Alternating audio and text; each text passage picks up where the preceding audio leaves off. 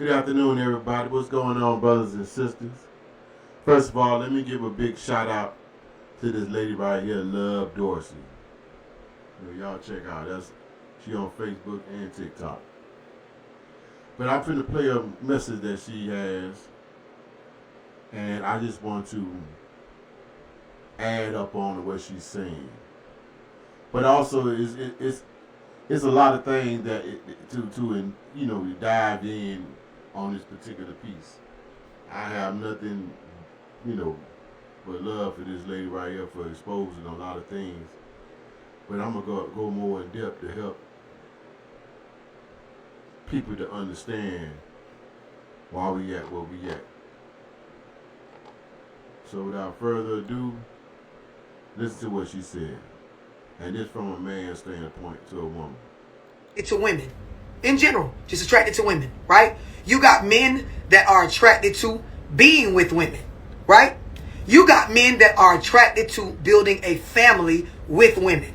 And then you got men that are attracted to building a family with women and showing up long term so that this family that they built with said woman or women, right, actually grows as life progresses. You gotta listen to how a nigga talk. You gotta listen to the way a nigga think, how he problem solve. You gotta get alongside him, set the standard for him to date you, so you can get an idea of what this nigga really attracted to. Some niggas are just attracted to women.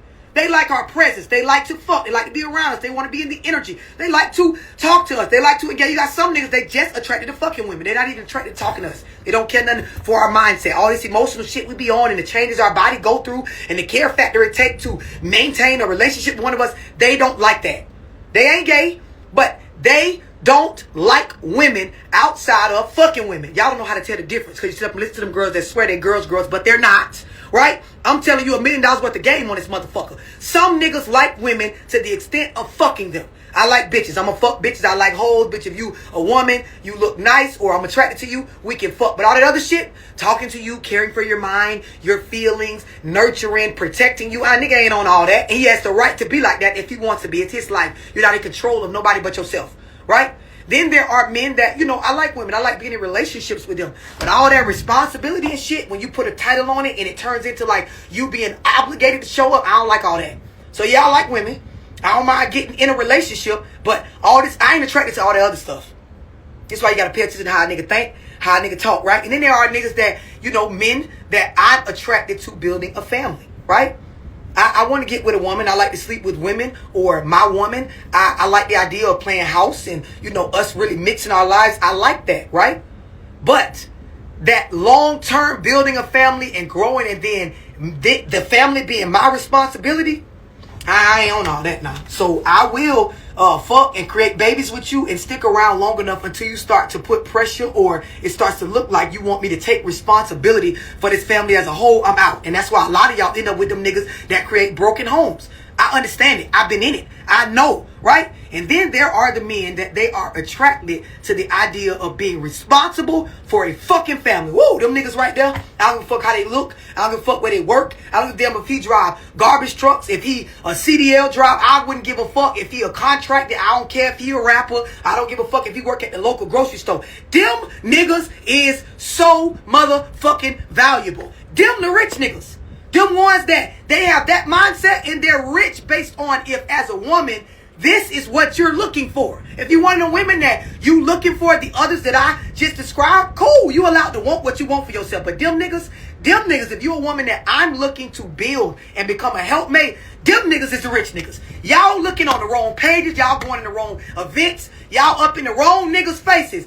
Them niggas that they talk like they want to be responsible for this family. Bitch, shut the fuck up and let that man do what the fuck he gonna do. It don't always have to work out the way that you think it should work out. The family structure, as far as like where he taking it, it don't have to go in that direction that you want it to go. The reason why is because we so easily influenced emotionally by Instagram, Facebook, and things like that. So we will have one of these men and fumble the fuck out of them. Y'all know they're saying that the fake girls be saying, no good woman ever left a good man. Baby, they lying. They lying. Good women, right? Women that are good to the core that just are not educated about this stuff. They leave or fuck over good men all the time, not knowing they fucked over a good man. They didn't know this was a good man. Baby, we are influenced so much by these apps and shit. We will tell ourselves a good nigga is not a good nigga based on what these reels and shit showed us. These trips and things that these people that are doing it for the gram, these things that show up in front of us, it eventually motivates us to believe that our husbands, our man, should be able to do these particular things. But really, a man is rich, right? In regards to family and relationships, when he is willing to take ownership of that motherfucking family. Y'all just don't got it right. Got men. Now, what I want to add on to that is that she's right in a lot of ways. But let's identify why men, especially black men in America, are that way. You know, to my understanding, to my education, and also to my research, all this boils down to slavery. But past that, we done been lied to, we done been told all type of things. Actually, we are actually prisoners of war. We're the afterwards of after the war. These are things that they never told us and never educated us on. So when you really look at the situation, America ain't nothing but one big plantation.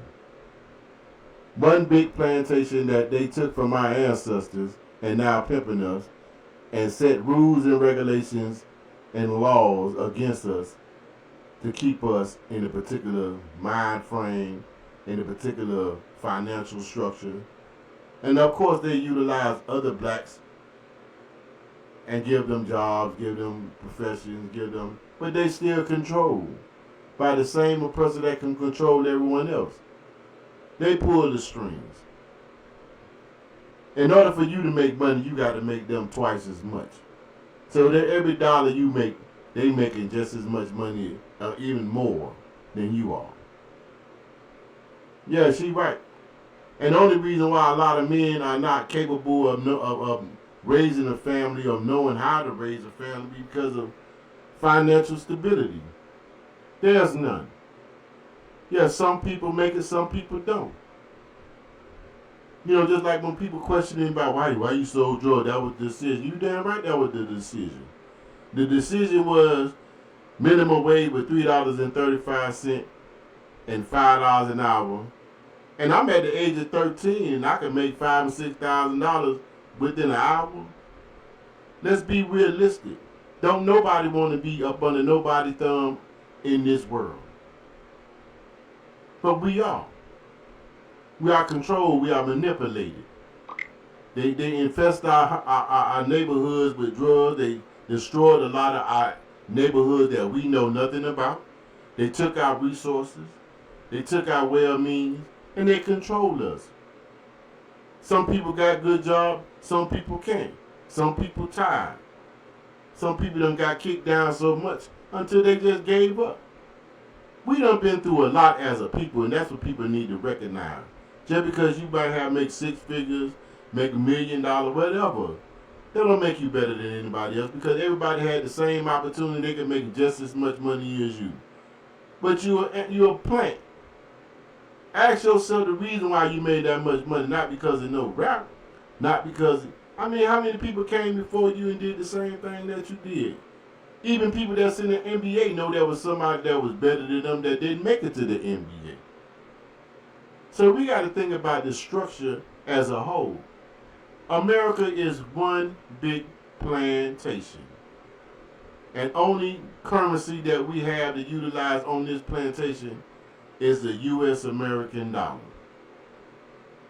If anybody remember the movie Sinners, when the man came in there with a wooden nickel, and that wooden nickel was only used for as sharecroppers, the people that own the land, that you can go to their store and use, but you're working for them. So what they call it, sharecropper. You're working for another man, he pays you wooden nickels for you to go to his store, to go get his grains, to go get your necessities and your merchandise. Every black civilization that was created on this earth was destroyed by our oppressor. She make value points, but I can hear the passion in her voice, even her delivery, hard as hell. And some men, especially educated men, run for that because, number one, we lost our identity. We don't know nothing about who we are. And we live and we strive, and some people are stronger than others. That don't mean you better than them. We all must show love and empathize with each other because this is generational traumatization, just like generational dysfunction. These traits and these attributes have been passed down through generation, through abuse, through criminal acts, through all type of destruction that was intentionally done on our people. So, Sister Love Dorsey, I salute you, sister. But the pain goes deeper than that. This ain't nothing new. And even during my era, when they started the crack, they put the crack in the neighborhood just to, how can I say it? They put the final touches on destroying black unity and black families. They done that. Systematically done that. Do your research. After the music rap, when they would start educating and start talking about Africa and start putting up on each other when people were getting educated, think about it. Research this. 3 radio stations brought up all the black radio stations and syndicated everything. That's why right now when you listen to the radio, you hear the same thing over and over all day long. You don't hear nothing new. You don't hear nothing fresh. You don't hear nothing from a new artist. And you're influenced by the stuff that they allow you to see. They influence you by the music. They influence you by the television shows. Everybody that sees us or think anything about us, the only thing they can see us as in movies like we're gangsters and we're dope dealers and we're wild and all we do is shoot at each other. Just think about it. A little 3-year-old boy listen to the same music you listen to at a 21, 22-year-old. By the age of 12 or 13, he already think he got to be strapped because he got to be prepared for the ops. And I can't blame the parents because before their parents raised them the same way. So the learning curve had been messed up in a lot of ways and destroyed us as a people because our culture and our identity has been missing. Now people starting to really wake up and realize that we are the Native Americans. We are the true Indians. This land belonged to us before they got there. That's what makes us. That's the reason why we should unify. Even we all agree on that and that alone. We don't need anything else. In order for us to heal, we got to help heal each other. Because all of us been through something. Some people just as stronger than others. So again, I salute you, sister. And may God bless all you, my followers, my brothers and sisters. And please, if you take the time, please like and subscribe for me to continue to put this material out here because it's going to be a deep movement. And it's time for us to get ourselves and our mind and our spirit right in order to walk in the victory together. Peace out.